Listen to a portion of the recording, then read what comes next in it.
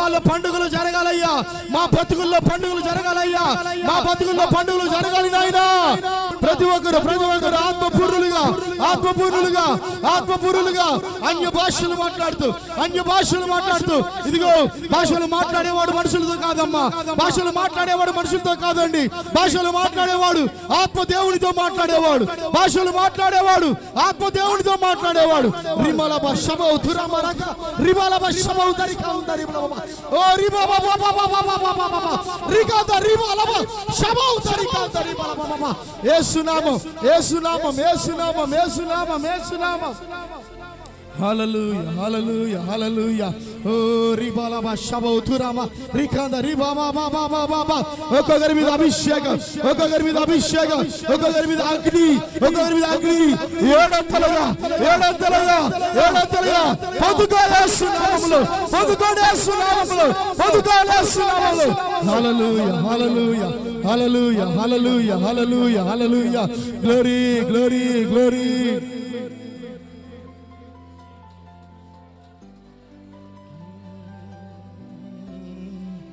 రెండు చేతులు పైకెత్తండి, రెండు చేతులు పైకెత్తాలి సంపూర్ణంగా. అందరూ మలాగు ప్రార్థనలో ఉందా? ఈ రాత్రి అయ్యా నాతో మాట్లాడి ఒక వాగ్దానం నాకు దయచే. ఇదిగో ఈ రోజు నుండి పండుగ ప్రారంభించబడుతుంది.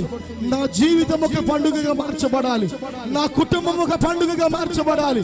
ఈ ఆలయ వార్షికోత్సవపు పండుగకు నేను నా కుటుంబం వచ్చాము.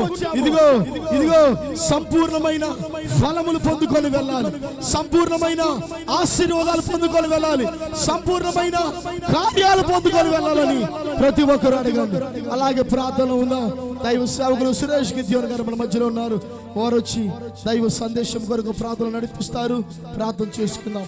ఎవరు ప్రార్థన ఆత్మను ఆర్పవద్దు, ఎవరు ఆత్మను ఆర్పకుండా అలాగే సంపూర్ణంగా ప్రార్థనలో ఉందాం. ప్రభువా, ఇంతవరకు ఆశీర్వకరంగా మహిమకరంగా మీరు జరిగించిన విధానం బట్టి స్తోత్రులు ప్రభువా. ఈ సాయంత్రకాల సమయంలో ఈ యొక్క ఆలయ వార్షికోత్సవం రోజు ప్రభువా, ఈ యొక్క ఆలయ వార్షికోత్సవం రోజు ప్రభువా, ఈ రీతిగా ప్రభువా ఎన్ని సంవత్సరాల ప్రభువా మీరు కార్యక్రమాలు దాన్ని బట్టి స్తోత్రాలు. ఈ కార్యక్రమంలో మీరు ఉండండి, మీ యొక్క ఆత్మ నుంచండి, యొక్క అభిషేకాన్ని ఉంచండి. అలానే ప్రభువా తదుపరి కార్యక్రమం వెళ్తుండగా ప్రభువా ఆ కార్యక్రమంలో ప్రభువా మీరే తోడుగా అండగా ఉండి ప్రభువా మీరు నడిపించండి. వాక్యం ద్వారా మాట్లాడండి. నీ యొక్క వాక్యం బ్రతికిస్తుంది, నీ యొక్క వాక్యం ప్రభువా జీవాన్ని ఇస్తుంది, నీ యొక్క వాక్యం ప్రభువా రక్షిస్తుంది. ప్రభువా వాక్యం ద్వారా ప్రభువా మమ్మల్ని రక్షించండి, మమ్మల్ని బ్రతికించండి, మమ్మల్ని కాపాడండి. మమ్మల్ని ప్రభువా మీ యొక్క వాక్యం ద్వారా జీవాన్ని మీరు దయచేయమని, వచ్చిన బిడ్డలు మీరు దీవించి ఆశీర్వదించి బలపరిచి నడిపించమని యేసు పరిశుద్ధ నామమున వేడుకుంటున్నాం తండ్రి, ఆమేన్. పాస్టర్ గారు కూర్చోవాలి. ఒక 5-10 నిమిషాలు ఓపికతో ఉండండి. కొన్ని ఊళ్ళో పోతే రేపు మేము పోతాం. రేపు నెల నుంచి 12 అయితే భోజనం చేసేలాక మా డేట్ మారిద్ది మాకు, కాబట్టి ఇక్కడ టయానికి ముగిస్తారు. అంటే మళ్ళీ రావు కాబట్టి ఇలాంటి అవకాశాలు. నేను కొద్దిగా 2 మాటలు చెప్తాను, దయచేసి ఉండండి, ఎవరు వెళ్ళొద్దు. మరి నేను 2005 సంవత్సరం షార్ట్గా చెప్పేస్తాను. అక్కడక్కడ 2005 సంవత్సరంలో నేను గెస్మ ప్రార్థన మొన్న కరుణాకాలనికి వచ్చాను, నేను మా సతీమణి. అక్కడ వచ్చిన కాంచి నాకు ఒక పాప ఒక బాబు. అక్కడ ఒక బాగాలే పరిస్థితిలో వచ్చాను. అంటే నా పాత జీవితం ఎలా ఉండిద్దంటే పంది ఎలా మురికొంట్లో పడితే అలాంటి జీవితం నాది, మేము చెప్పుకోలేము. అలాంటి పాప జీవితంలో నుంచి దేవుడు చిన్నగా కడుపులో కొద్ది పెట్టి, అంటే ఏ హార్ట్ ప్రాబ్లం లేకుండా సన్న నొప్పి పెట్టి నన్ను ఇక్కడికి తీసుకొచ్చాడు. ఆ 2005 నుంచి 2005 నవంబర్ చివరి పరిశుద్ధనాన్ని వచ్చాం. డిసెంబర్లో మరి బాప్తీసాలు తీసుకున్నాం. అప్పటి నుంచి మేము ఇప్పటి వరకు అంటే 20 సంవత్సరాలు అయింది. 20 సంవత్సరాలు మరి సేవలో పాస్టర్ దగ్గర ఉన్నాం. నా పాత జీవితం ఎలా ఉండిద్దంటే నా బంధువులు కానీ తోటికి ఉద్యోగస్తున్నే, కానీ నా బంధువులు కానీ ఆఫీసుల్లో కానీ షాపు దగ్గర కానీ ఎక్కడ గౌరవ విలువ లేదు నాకు. ఎందుకంటే నాకు లేని అలవాట్లన్నీ, నాకున్న అలవాట్లు ఎవరికి ఉండవు. కొన్ని అలవాట్లు, అన్ని అలవాట్లు నాకున్నాయి. కానీ దేవుడు అంటే చెప్పుకోకూడదు, ఏదో ఒక మూల కారణం ఒకళ్ళు ఉంటారు. నా సతీమణి, నా భార్య నన్ను రక్షణలోకి నడిపించింది. ఆమె పెళ్లి కాకముందు బాప్టిస్ట్ చర్చికి వెళ్ళేది అక్కడ వాళ్ళ ఊరిలో. అక్కడి నుంచి ఆమె ప్రార్థన నన్ను నడిపించింది ఇప్పుడు దాకా. నాతో ఉన్న వాళ్ళు చాలామంది చనిపోయారు, తాగి హార్ట్ స్ట్రోక్లో వచ్చి యాక్సిడెంట్ అయ్యి. కానీ నా దేవుడు అలాంటి గంటల్ని తప్పించాడు. మరి ఇక్కడికి ఒక చిన్న కడుపులో నొప్పి పెట్టి దేవుడు నన్ను ఇక్కడ రప్పించుకున్నాడు. మరి ఇక్కడ రప్పించుకొని నా పిల్లలు ఇద్దరు అంటే తోటికి ఉద్యోగస్తున్నైనా కనీసం తినడానికి కూడా అలాంటి పసులు ఉండాల్సి వచ్చేది. అంటే వడ్డీలు కట్టలేక జీతం వచ్చే సరిపోక అక్కడ అందరి దగ్గర మా అయిన వాళ్ళ దగ్గర కానీ పాలెం, మా తూర్పుకి ఇష్టం పాలెం తెలుసుగా, అది ఎలాంటిదో సొదమ గొరమ పట్టణం అది. అలాంటి పాలెంలో అంటే అందరు కాదు, నేను ఒక్కనే, వాళ్ళందరూ మంచివాళ్ళే. కానీ అలాంటి ప్రదేశంలో ఉండి కూడా అక్కడ ఎవరు నాకు విలువ గౌరవం ఇచ్చేవాళ్ళు కాదు. అంటే నా అలవాట్లను బట్టి అలాంటిది నన్ను ఇక్కడ సేవకు రప్పించుకొని దేవుడు రప్పించుకొని అప్పుడు దాకా మరి ఉద్యోగులు మారిన తర్వాత నా ఉద్యోగస్తులు, నా పై అధికారులు, స్టాఫ్, నా తూర్పుకి ఇష్టం పాలన కూడా అందరూ నన్ను మెచ్చుకున్నారు. చెయ్యను ఊసిన వాళ్ళే చేతులు ఎత్తి నమస్కారం అన్న వందనాలని అన్నారు. ఆ ఘనత ఎవరిదంటే పాస్టర్ గారు ఇచ్చింది, మనుషులు ఇచ్చింది కాదు, డబ్బు ఇచ్చింది కాదు. మరి ఇక్కడ రాబట్టి దేవుని ఉండబట్టి నాకు ఇప్పుడు పాస్టర్ గారు నాకంటే చిన్నోడే, నాకు 50 సంవత్సరాలు, పాస్టర్ ఇంకా 53. పాస్టర్ గారి కన్నా పెద్దోని నేను. కానీ ఎందుకంటే ఇది ఆనందం ఎందుకు చెప్తున్నానంటే, మరి పాస్టర్ గారు వచ్చి వియంకులుగా దూరాం. ఎలా దూరామంటే దొంగలాగా వియంకులుగా దూరాం. మా అమ్మాయి బీటెక్ చదివింది బాపట్ల ఇంజనీరింగ్ కాలేజ్ ఫస్ట్. కుదిలేసి నిలబడమ్మా అమ్మాయి, నిలబడండి. అంటే సాక్ష్యం దేవుడు అంటే ఇక్కడ ఆలయం అంటే దేవుని ప్రతిష్ఠ అంటే మనకంటే ముందుగా ఎమ్మెల్యేలు, ఎంపీల కన్నా, సేవకులు, విశ్వాసుల కన్నా దేవుడు తన దూత పరివారంతో ముందుగానే ప్రవేశిస్తాడు. ఇక్కడ ఎప్పుడు 12 గంటల 1 నిమిషానికి, అర్ధరాత్రి 1 నిమిషానికి వచ్చి చూస్తాడు. ఇదంతా మేము నిన్న సాయంత్రమే ఇదన్నీ యవనస్తులు అందరూ కలిసి అన్నీ నీట్గా చేస్తాం. ఆయన ఎంత ఆనందపడతారు. మరి అట్లా వచ్చాము. మా పాపని బీటెక్ చేసిన ఒక సేవకుడికి ఇవ్వాలని, రాజేష్ నేను చిన్నప్పటి నుంచి చూసాను, తప్పు నుంచి పరిచయం, మంచి కుర్రాడు, ఈ అలవాట్లు ఎవడికి ఇస్తే ఎలా ఉండేది, ఉద్యోగస్తుడికి ఇస్తే సరిగ్గా చూస్తాడో లేదు. ఇవన్నీ ఇప్పుడు చూస్తే చాలా దారుణాలు జరుగుతున్నాయి. కంటి ముందే ఉండేది పాప, కంటి ముందు అల్లుడు ఉంటారు, అందుకే ఇచ్చాము. వారు ఒక ఉన్నత స్థానంలో ఉన్నారు. కానీ పాస్టర్ గారు మా పాపను చేసుకున్నారు. ఇక్కడ స్థలం ఒకటి, ఎందుకంటే ఇక్కడ మందిరం ఒకటి స్థలం కొన్నాడు. మెయిన్ ఈ స్థలం ఆషామాషా కాదు, ఉద్యోగస్తుడు నేనే కొన్నాను. ఈ స్థలం కొన్నాడు, ఇంత పెద్ద ఇల్లు కట్టాడు, కింద పైన మందిరం కట్టాడు. ఇంకా దీన్ని వేస్తాడు తర్వాత, నీ స్లాబ్ వేసే మూమెంట్లో ఉన్నాడు తర్వాత ఫ్యూచర్లో. మరి అంత ఘనత నా కుమార్తె బీటెక్ చేసింది, ఒక సేవడికి ఇచ్చాను, ఇవాళనే ఇచ్చాను నేను. మా బంధువులు అందరూ అన్నారు ఎందుకు కట్టేస్తాను, నా పేరేపన నా భార్య పేరేపన వల్ల ఇచ్చేస్తాను. ఇప్పుడు వాళ్ళు ఒక ఉన్నతమైన స్థానంలో ఉన్నారు. మంచి ఇల్లు ఇచ్చాడు, మందిరం ఇచ్చాడు. ఇక్కడికి వచ్చిన తర్వాత విశ్వాసులు కూడా ఇచ్చారు. వస్తు ముసలి వాళ్ళు, పండు ముసలి వాళ్ళు వచ్చేవాళ్ళు ఇక్కడికి. ప్రభు వారిని రప్పించి వారి ద్వారా అనేక మంది వస్తున్నారు ఇక్కడికి. అది ఎవరి ఘనత? దేవుడు ఆశీర్వదిస్తే పాస్కా రూపంలో మాకు వచ్చింది ఆ ఘనత.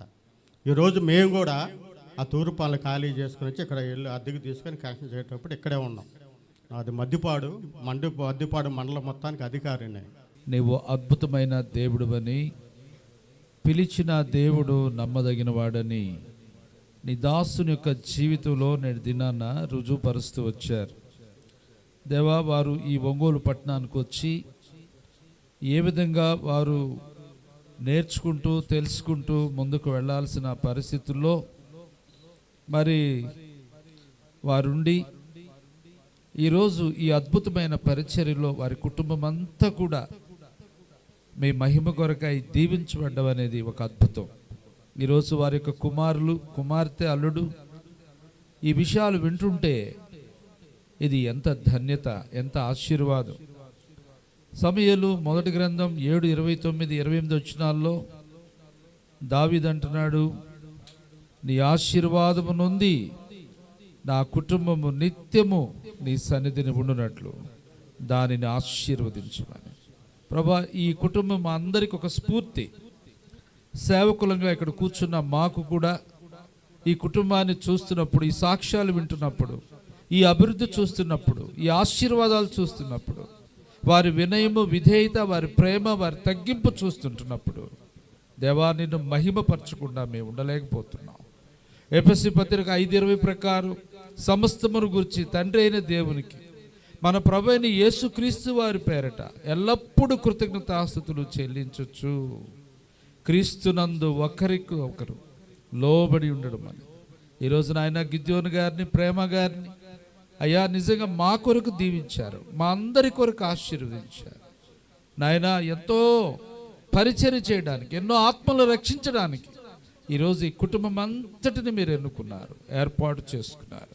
అందును బట్టి గణపరుస్తూ ఈ 4వ సంవత్సరంలో ఈ పరిచర్ను ముందు దినాల్లో ఇంకా మండుచు ప్రకాశించు దీపం వల్లే దేవా అనేకులకు వెలిగించే పరిచర్యగా ఆశీర్వదించండి. రాజేష్ గారిని, తన భార్య బిడ్డల్ని, సురేష్ గారిని, తన భార్య బిడ్డలను, అలాగే నాయన మరి గిద్యోను గారికి ఇచ్చినటువంటి కుమార్తె జాస్మిన్ డేవిడ్సన్ని నాయన వారు చెన్నైలో చేస్తున్న పరిచర్య గురించి చెప్తున్నప్పుడు నిజంగా నిన్ను గణపరుస్తూ ఉన్నా. బిడ్డలందరినీ కూడా ఆత్మల కొరకై సాధనాలు ఉంచారు. మరి గిద్యోను గారిని, ప్రేమ గారిని, మరి కరుణాకారులు ఆరంభించిన పరిచర్య అంతకంతకు విస్తరించి శాఖోపశాఖలుగా వృద్ధి చెందడానికి నీ దాసునికి ఇచ్చిన వాగ్దానాలు, అనుభవాలు, ఎన్ని విమర్శలు, ఎన్ని నిందలైతే ఉన్నాయో అంతకంతకు ఆశ్చర్యపడే రీతిగా నీ దాసుని దీవిస్తూ వచ్చారు. అందుకై మిమ్మల్ని గణపరుస్తూ ప్రియమైన మీ చేతులకు అప్పగిస్తూ ముందు దినాల్లో ఆశీర్వదించమని యేసు నామములో ప్రార్థిస్తున్నాను తండ్రి, ఆమేన్. మూడే విషయాలు. యోహాను సువార్త 10వ అధ్యాయములో 22వ వచనాన్ని మనం చదువుకుందాం ప్రియులారా.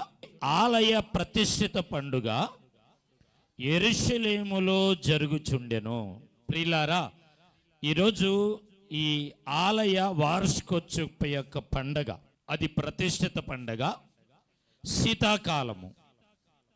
ఆ దేవాలయములో, సొలొమోను యొక్క దేవాలయములో, మండపములో దేవుడు ప్రియులారా ఏమవుతూ ఉన్నాడంటే అక్కడ రాయబడుతున్న మాట, ఆయన తిరుగుచుండెను. సొలొమోను మండపములో ఆయన తిరుగుచుండెను.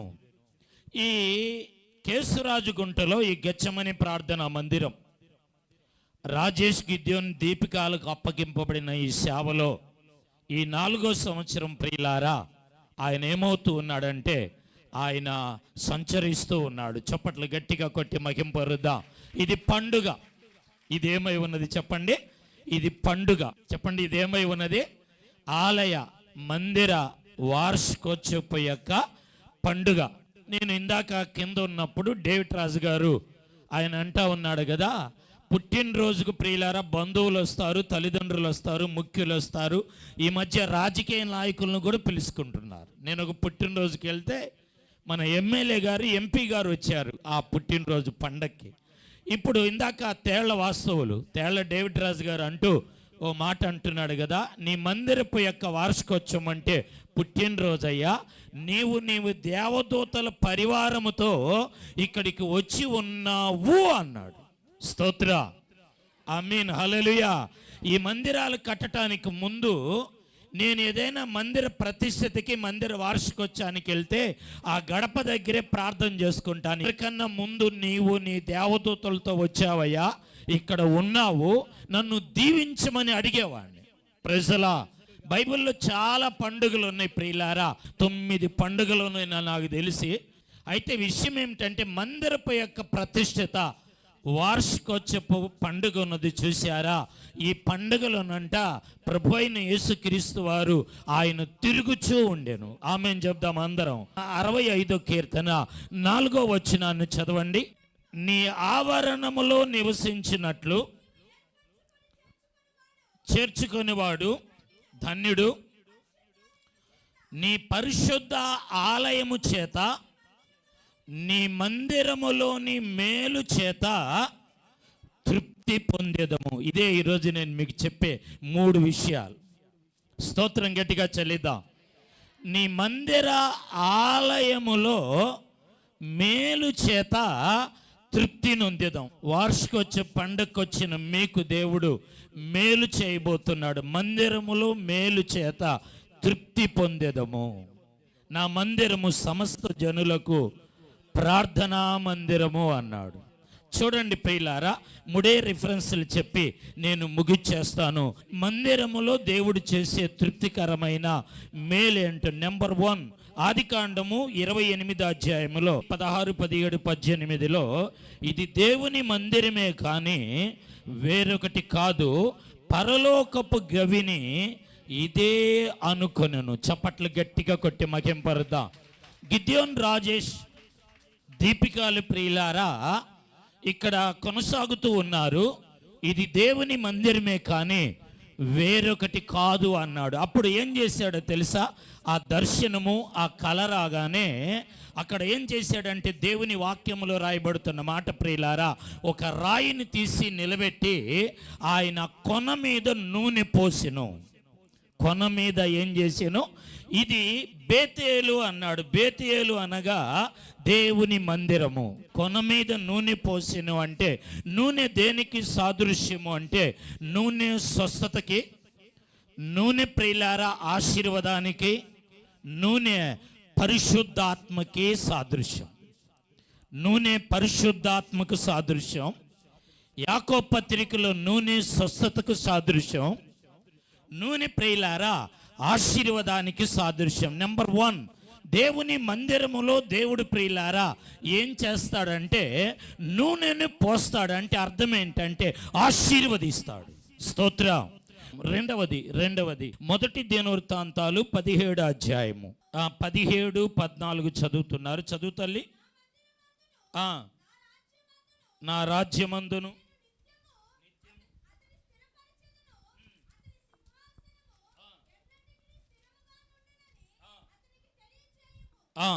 ఆమేన్. గట్టిగా స్తోత్రం చెల్లిద్దాం. అంటే ప్రియులారా ఇది ఆ ప్రవక్త అయిన నాతాను 17 అధ్యాయంలో నాతాను ప్రవక్త దావీదుతో పలికినప్పుడు మీకు వాక్యం తెలుసు. ఇక్కడ బైబిల్లో ఆ ప్రవక్త చెప్తున్నాడు, నువ్వు మందిరం కట్టొద్దు. ఈ మందిరం ఎవరు కడతారంటే 14లో, నా మందిరమందు, నా రాజ్యమందు నేను నిత్యము అతనిని అంటే సొలొమోనునే నేను స్థిరపరచెదను. స్తోత్రం.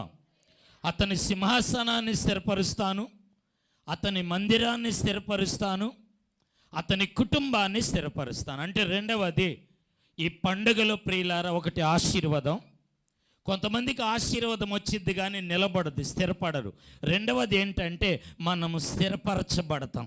స్తోత్రం చెల్తాం. దేవుడు అంటున్నాడు ఈరోజు నీతోనే, ఈరోజు నిన్ను నడిపించాడు ఇక్కడికి. ఖచ్చితంగా ఈ సంవత్సరం ప్రియులారా నీ కార్యాన్ని పరిశుద్ధాత్మ దేవుడు స్థిరపరచబోతూ ఉన్నాడు. చప్పట్లు గట్టిగా కొట్టి మహింపరుద్దాం. ఈరోజు నా దేవుడు స్థిరపరచునుగాక, ఈరోజు నా దేవుడు బలపరచునుగాక, ఈరోజు నా దేవుడు అద్భుతము చేయునుగాక. చెప్పండి పక్కన వాళ్ళకి విశ్వాసంగా, దేవుడు మనల్ని స్థిరపరచబోతున్నాడు. దేవుడి పండగలో మనల్ని స్థిరపరుస్తాడు. ఖచ్చితంగా దుఃఖంతో, వేదనతో, నిరాశగా, నిస్పృహితులతో ఉన్న దేవుని బిడ్డలారా నా దేవుడు మనందరినీ కూడా స్థిరపరుస్తాడు. మూడవ మాటను చూస్తే మొదటి దినవృత్తాంతాల్లోనే 22లో 14వ వచనాన్ని చదువుదాం. ఇదిగో నేను నా కష్ట స్థితిలోనే ప్రయాసపడి యెహోవా మందిరము కొరకు 2 లక్షల మణుగు బంగారమును 10 కోట్ల మణుగుల వెండిని తూచ సఖ్యము కానంత విస్తారమైన ఇత్తడిని ఇనుమును సమకూర్చి ఉన్నాను. మ్రానులను రాళ్లను కూర్చించి తిని నీవు ఇంకను సంపాదించుదువుగాక. ఒకటి యాకోబు మందిరముగా మార్చి ఆయన ఆశీర్వదిస్తాడు. 2 ఆ మందిరాన్ని లేక నీ కుటుంబాన్ని ఈ పండుగలో ఆయన స్థిరపరుస్తాడు. గుర్తుపెట్టుకోండి, నేను ఎక్కడికక్కడికి వెళ్ళట్లా. మూడవది ప్రియులారా, మూడవది ఇక్కడ బైబిల్లో ఈ మందిరాన్ని ఎలాగ చేస్తున్నాడు అంటే ధనం, వస్తువులతో. నేను బైబిల్ స్టడీ చేస్తున్నప్పుడు ఆ మాట 14వ వచనములో ప్రియులారా ఇంకను సంపాదించుదువు గాక అన్నాడండి. యెహోషువాత అంటాడు, జయమ్మ గారు, యెహోషువాత అంటాడు, నిండు వృద్ధాప్యములో నేను సాగిలేను, నడిపిలేనంటే బాయ్ ఇంకా నువ్వు జయించటానికి, సాధించటానికి ఇంకా దేశం మిగిలి ఉంది అంటాడు. స్తోత్ర, గట్టిగా స్తోత్రం చెల్లిద్దాం. ఇంకా ఏమై ఉన్నదంట, మనకి ఇంకా సేవ ఇంకా ఉన్నది. పరంజ్యోతి గారు, ఇజ్రాయిల్ గారు, ఇంకా మనకి సేవ ఉంది, ఇంకా ఉంది. రామకృష్ణ గారు, మనకి ఇంకా సేవ ఉంది అంటాడు. 14లో ప్రియులారా, నేను నా కష్ట స్థితిలో ప్రయాసపడితేని దావీదు అంటాడు, సొలొమోనుతో అంటాడు. కింద 16లో కూడా రాస్తాడు కదా, కాబట్టి నీవు పని పూనుకొనుము, యెహోవా నీకు తోడుగా ఉండునుగాక. నేను బైబిల్ మూసేస్తా. అంటే మూడవది, దేవుడు మన మందిరాన్నే ఆయన ఏం చేస్తాడు అంటే వస్తు వాహనాలతో నింపుతాడు. కొత్త కొత్త స్థలాలతో, కొత్త కొత్త వాహనాలతో. 3వ ఆశీర్వాదం, నింపి నడిపించునుగాక.